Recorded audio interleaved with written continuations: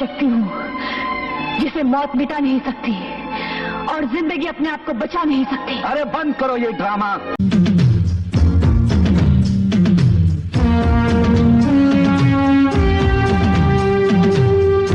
अगर तुम मेरी बात नहीं मानोगी तो मैं जबरदस्ती तुम्हें यहां से उठाकर नीचे ले जाऊंगा और अगर जरूरत पड़े तो जीप की सीट के साथ बांधकर गांव ले जाऊंगा।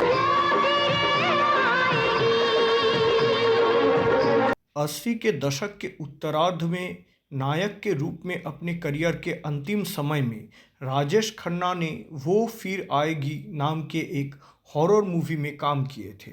बॉलीवुड के प्रतिष्ठित सुपरस्टारों में से राजेश खन्ना ही एक लौते ऐसे स्टार थे जिन्होंने अपने करियर में कुछ हॉरर फिल्में करने में दिलचस्पी दिखाई। फिल्म वो फिर आएगी का निर्देशन मशहूर बॉलीवुड डायरेक्टर B.R. इशारा जी ने किया था। B.R. इशारा मुख्य रूप से नर नारियों के बीच संबंध और उनके मन के बीच के द्वंद्व या कॉन्ट्राडिक्शन पर आधारित सामाजिक फिल्में बनाने के लिए जाने जाते थे। डरावनी फिल्में उनकी परिचित शैली से पूरी तरह से बाहर थी। वो फिर आएगी के निर्माण के दौरान ही राजेश खन्ना ने B.R. इशारा को अपने प्रोड्यूस किए एक फिल्म के निर्देशन की जिम्मेदारी सौंपे थे। फिल्म का नाम था पुलिस के पीछे पुलिस। इस फिल्म में राजेश खन्ना के साथ फरहा और अर्चना पूरन सिंह भी थी जो वो फिर आएगी में भी उनके साथ काम किए।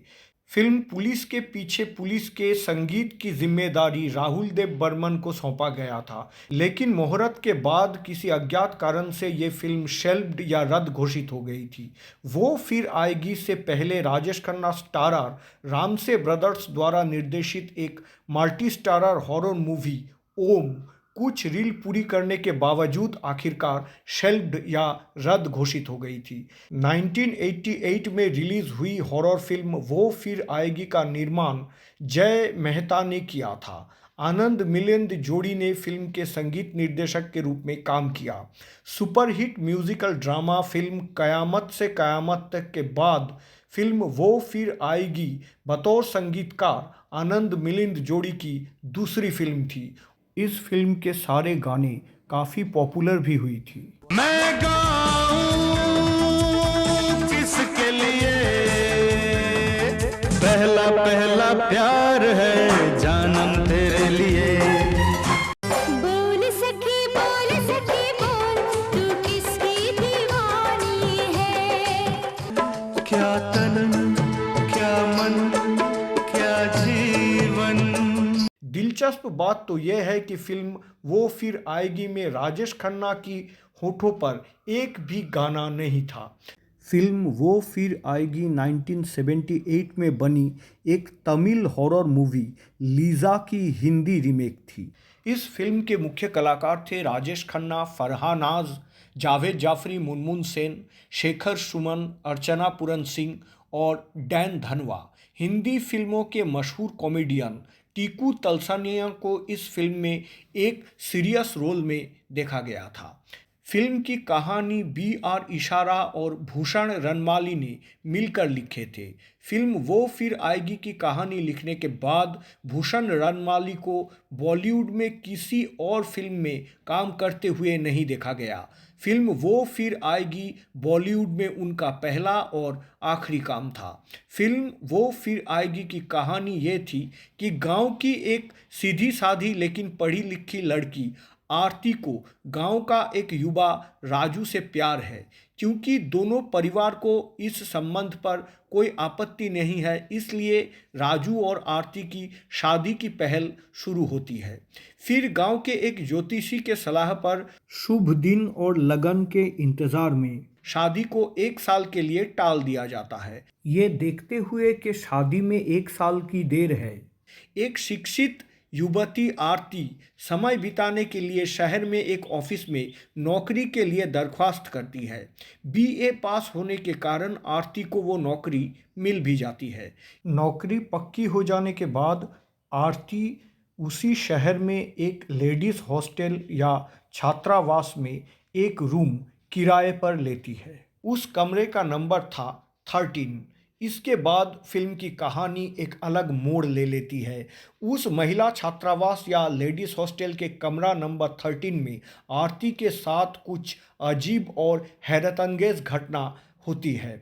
आरती, जो एक साधारण और शर्मीली गांव की लड़की थी, अचानक एक स्मार्ट शहरी लड़की की तरह आधुनिक और तेज तर्रार बर्ताव करने लगती है। आरती के अंदर आए अचानक इस बदलाव से उसकी सहेली कला भी हैरान हो जाती है। कला का हैरानी तब और बढ़ जाती है जब वो देखती है कि आरती का बर्ताव एक लड़की आशा से बिल्कुल मेल खा रहा है, जिसने आरती से पहले ये कमरा नंबर 13 में रहती थी और फिर एक रहस्यमय तरीके से सुसाइड कर ली थी। कला आरती की इस बदलाव की बात अपने पुलिस इंस्पेक्टर प्रेमी रतन से करती है। इसके कुछ दिन बाद आरती के हॉस्टल के उस वार्डन की रहस्यमय तरीके से मर्डर हो जाती है। इसके बाद शहर के एक प्रमुख व्यापारी नंदकुमार की भी हत्या हो जाती है। जैसे उसे मिटाया तूने वैसे तुझे मिटाएंगी। जांच के दौरान पुलिस इंस्पेक्टर रतन को इन हत्याओं के पीछे आरती की मौजूदगी का शक होता है। धीरे धीरे सबको समझ में आता है कि आरती पर आशा की अतृप्त आत्मा का साया है। सच सच बोलेगी सारे भेद खोलेगी पर्दा उठाएगी। मामला सामने आने के बाद आरती का प्रेमी राजू गांव से शहर आता है और आरती को बचाने के लिए एक तांत्रिक का शरण लेता है, लेकिन आशा की भटकती आत्मा आरती का शरीर नहीं छोड़ना चाहती। वो अपनी प्रेमी मुकेश को वापस पाने के लिए आरती के शरीर का इस्तेमाल करना चाहती है। क्या आशा का ये मकसद सफल होगा या राजू अपने प्रेमिका आरती को स्वस्थ और स्वाभाविक जीवन में वापस लाने में कामयाब होगा? आशा ने आत्महत्या क्यों की थी? हॉस्टल वार्डन और उस बिजनेसमैन की राजदार मर्डर के पीछे का राज क्या है? इन सवालों के जवाब पाने के लिए आपको फिल्म वो फिर आएगी देखनी होगी।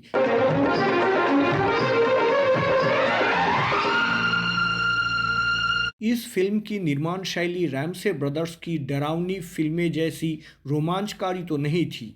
बैकग्राउंड म्यूजिक भी थोड़ा कमज़ोर ही था, लेकिन एक अच्छी स्क्रिप्ट, अच्छा निर्देशन, अच्छी एक्टिंग और अच्छे गानों की वजह से दर्शकों को फिल्म वो फिर आएगी देखने में तो अच्छा ही लगेगा।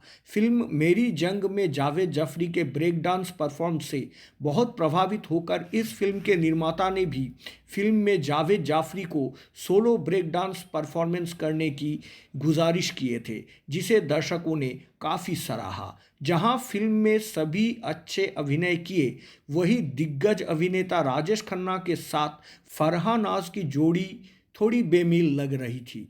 मगर इस फिल्म को डिस्ट्रीब्यूटर्स ने राजेश खन्ना के नाम से ही खरीदने के लिए राजी हुए थे और फिल्म के हाईएस्ट पेड एक्टर भी राजेश खन्ना ही थे। फिल्म में सोमनाथ का किरदार निभाने वाले इफ्तिकार की आवाज़ को एक डबिंग आर्टिस्ट ने डब किया था।